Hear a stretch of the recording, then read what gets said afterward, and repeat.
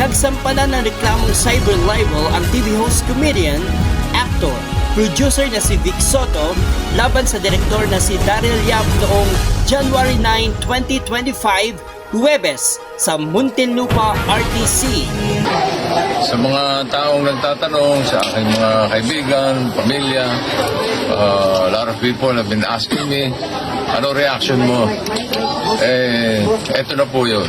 Kung ano man ang plano mong gawin, they will be in full support. Basta ako naniniwala sa sistema ng ating justisya.